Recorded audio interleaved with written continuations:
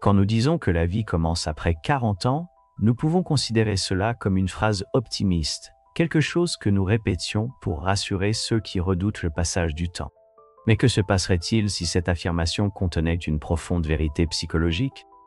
Carl Jung croyait que la maturité psychologique et l'autoréalisation atteignent un point clé, justement à l'âge mûr. Pour lui, le début de la vie n'est pas déterminé par la jeunesse, mais par la capacité d'intégrer les parties les plus profondes de notre être. Dans la première moitié de la vie, nous sommes souvent absorbés par des exigences extérieures. Nous apprenons, nous travaillons, nous formons des familles et construisons des identités fondées sur les attentes du monde. Jung appelle cette étape la phase du moi, où notre énergie est tournée vers l'extérieur. Nous bâtissons des carrières, accumulons des biens matériels et jouons divers rôles sociaux. Cette étape est essentielle, mais elle nous éloigne souvent de quelque chose de fondamental, notre lien avec le soi, ce centre psychologique qui transcende l'ego. À 40 ans, quelque chose d'intéressant se passe. La logique du toujours plus commence à faillir. Le travail, les relations et les objectifs qui jadis nous remplissaient peuvent sembler vides ou insuffisants. C'est à ce moment-là que beaucoup de gens vivent le célèbre crise de la quarantaine. Cependant, Jung ne voyait pas cette crise comme quelque chose à craindre. Au contraire, il la considérait comme un appel à la transformation. Dans la vision de Jung, ce moment marque le début de la seconde moitié de la vie, une phase dédiée au processus d'individuation. Contrairement à la quête des réussites extérieures, l'individuation est un processus d'intégration des différentes parties de notre psyché, claires et sombres, conscientes et inconscientes, afin d'atteindre une plénitude. On peut le voir comme une seconde chance, non pas pour être ce que les autres veulent, mais pour devenir soi-même. Qu'est-ce qui rend cette période si unique? Pourquoi ce moment est-il si transformant? Tout d'abord, l'expérience de vie accumulée nous offre une perspective plus claire. Nous avons fait des erreurs, affronté des échecs et compris, au moins en partie, les limites du monde. Cette maturité crée un espace pour remettre en question les valeurs et explorer des territoires intérieurs. Deuxièmement, le corps et l'esprit commencent à signaler qu'un changement est nécessaire. La vitalité de la jeunesse peut céder la place à un appel plus lent, ce qui peut entraîner des symptômes tels que la dépression, l'anxiété ou le vide existentiel. Un appel silencieux de la psyché pour enfin attirer notre attention. Et là, un paradoxe se présente. Tandis que la jeunesse se concentre souvent sur le succès, l'argent et le statut, la maturité nous invite à une exploration plus profonde. À 40 ans, nous commençons à réaliser que les rôles sociaux ne sont que des masques. Nous ne sommes pas seulement des parents, des professionnels ou des partenaires. Nous sommes des êtres pleins de désirs contradictoires et de possibilités inexploitées. La vie commence vraiment après 40 ans, car c'est à ce moment-là que nous pouvons enfin nous permettre d'être authentiques. C'est le temps où nous apprenons à accepter nos ombres et à faire la paix avec les parties de nous-mêmes qui ont été négligées. Cette réconciliation avec nos ombres est l'un des piliers de la pensée de Carl Jung. Il percevait l'ombre comme le côté caché de notre psyché, des aspects refoulés, niés ou ignorés. Dans notre jeunesse, nous sommes souvent contraints de cacher certaines parties de nous-mêmes pour répondre aux attentes sociales et culturelles. Cependant, ces parties ne disparaissent pas. Elles restent dans l'inconscient, attendant le moment où elles seront reconnues. À 40 ans, nous commençons à ressentir le poids de ce que nous avons laissé derrière. Les masques que nous portons peuvent devenir étouffants, et notre ombre se révèle de plus en plus à travers des comportements impulsifs, une anxiété inexplicable, et parfois même dans des rêves troublants. À ce stade, l'individuation devient cruciale, non pas pour se débarrasser de l'ombre, mais pour l'intégrer. Comme l'a dit Jung, nous ne devenons pas éclairés en nous imaginant des figures lumineuses, mais en rendant la ténèbre consciente. Le processus d'intégration de l'ombre peut être inconfortable. Faire face à ce que nous avons évité demande du courage. Peut-être découvrirons-nous une colère refoulée, des désirs non exprimés ou des peurs anciennes, mais c'est ce voyage qui nous libère. Reconnaître notre ombre nous rend plus complets, moins déchirés intérieurement et plus capables de vivre en authenticité à 40 ans. Nous sommes également confrontés à l'inévitable. Si dans notre jeunesse le temps semble infini, à l'âge moyen, nous commençons à percevoir ses limites. Pour beaucoup, cela peut être un choc, Mais Jung voyait dans la prise de conscience de la mort une occasion de réévaluer ses priorités et de vivre de manière plus significative.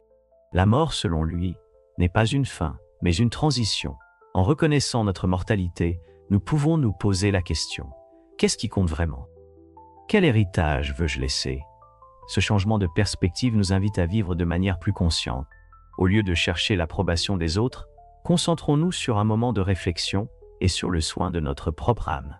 Le concept d'âme ne doit pas nécessairement être compris de manière religieuse, mais plutôt comme ce qui nous donne de la profondeur, un objectif et de la vitalité. Jung croyait que l'âme se nourrit de créativité, de spiritualité et du contact avec l'inconscient. À 40 ans, nous pouvons commencer à explorer plus pleinement ces dimensions. Un autre aspect transformateur de ce stade de la vie est la possibilité de regarder le passé avec plus de compassion. En intégrant les expériences et les erreurs de la jeunesse, nous pouvons transformer les regrets en leçons. Jung affirmait que l'inconscient est intemporel. Les blessures que nous portons depuis notre enfance peuvent être guéries à tout moment, tant que nous sommes prêts à les affronter. À 40 ans, la vie nous invite à réinterpréter notre histoire. Nous ne sommes plus définis uniquement par les succès ou les échecs de la première moitié de notre vie. Au lieu de cela, nous pouvons commencer à percevoir notre parcours comme un voyage vers la connaissance de soi. L'archétype du sage intérieur commence à émerger. Cet archétype nous aide à relier l'expérience à la sagesse accumulée, nous permettant de vivre dans un plus grand équilibre et une plus grande paix. La deuxième moitié de la vie ne doit pas être vue comme un déclin, mais comme une élévation. C'est le moment où nous pouvons mettre de côté la lutte pour un moi idéal et accepter notre véritable moi. En acceptant notre véritable moi, nous commençons à réaliser que la vie, après 40 ans, n'est pas simplement la continuation de ce qui a été, mais une occasion de réinvention. Que cache-t-on en nous-mêmes? À ce moment, la question naturelle émerge: quel est mon but? Dans la jeunesse, le but est souvent lié à des réalisations tangibles, telles que l'acquisition de l'indépendance financière, la constitution d'une famille ou le succès professionnel. Cependant, après 40 ans, ces aspirations peuvent perdre leur éclat ou avoir déjà été réalisées, laissant un certain vide. À ce moment-là, le but prend une nouvelle dimension. Il ne s'agit plus de ce qu'il faut faire, mais de qui il faut être. Voyez ce besoin comme un élément central de l'individuation. Il croyait que chaque personne a un but unique, une vocation intérieure qui ne peut être imposée de l'extérieur. Pour la découvrir, il faut écouter le langage de l'inconscient, qui se manifeste à travers les rêves, l'intuition ou même par la synchronisation. À 40 ans, notre sensibilité à ces signaux peut s'intensifier, car nous sommes plus connectés à ce qu'il appelait l'inconscient collectif, le réservoir d'expériences partagées par l'ensemble de l'humanité. Cette connexion avec l'inconscient collectif nous aide à comprendre que notre voyage n'est pas isolé. Passé la quarantaine, beaucoup de gens commencent à réaliser qu'ils font partie de quelque chose de plus grand, une communauté, une culture, voire un courant historique qui dépasse les frontières de l'existence individuelle. Cette prise de conscience peut susciter le désir de contribuer en retour au bien que le monde nous a offert. Il n'est pas rare que les personnes de cet âge s'engagent dans des actions sociales, l'art ou des pratiques spirituelles, cherchant à laisser une empreinte durable. Cependant, le chemin vers cette transformation n'est pas linéaire. Jung soulignait que le processus d'individuation est inévitablement associé à des conflits internes. La lutte entre l'ego et le soi peut être douloureuse, mais en même temps profondément transformante. Cela évoque le mythe du phénix qui doit se consumer dans le feu pour renaître de ses cendres. Passé la quarantaine, nous sommes souvent confrontés à la nécessité de dire adieu à d'anciennes versions de nous-mêmes, à des croyances limitantes, à des schémas destructeurs, ou même à des relations qui ne nous servent plus. Paradoxalement, c'est justement au moment de cette destruction que nous trouvons le renouvellement. Jung considérait cette phase comme une opportunité de renaissance, mais à un niveau de conscience supérieur. Il croyait qu'en nous libérant du passé, nous laissons place à la créativité et à la spontanéité qui avaient pu être perdues au cours de notre vie. La maturité, en ce sens, n'est pas un fardeau, mais un portail vers une existence plus authentique et pleine. À 40 ans, beaucoup redécouvrent d'anciennes passions ou explorent de nouveaux centres d'intérêt qui semblaient inaccessibles dans leur jeunesse. C'est le moment de se reconnecter avec ce que Jung appelait l'enfant divin, l'archétype de la curiosité, de l'enthousiasme et de l'imagination. Cette connexion avec l'enfant intérieur n'est pas un pas en arrière, mais un pas en avant. C'est l'union de la sagesse acquise avec la spontanéité qui maintient notre vitalité. Surtout, cette étape de la vie nous enseigne à voir la beauté dans l'imperfection. Jung affirmait que la vie n'est pas un problème à résoudre, mais un mystère à vivre. Il faut comprendre que les réponses aux grandes questions peuvent ne jamais venir, et c'est acceptable. Accepter que toutes les réponses ne seront pas trouvées est l'une des leçons les plus importantes de la vie. Jung croyait que la véritable maturité psychologique naît lorsque nous cessons de lutter contre l'incertitude de l'existence et que nous apprenons à danser avec. Au lieu de chercher un contrôle absolu, nous commençons à faire confiance au cours de la vie qui nous mène dans des directions inattendues.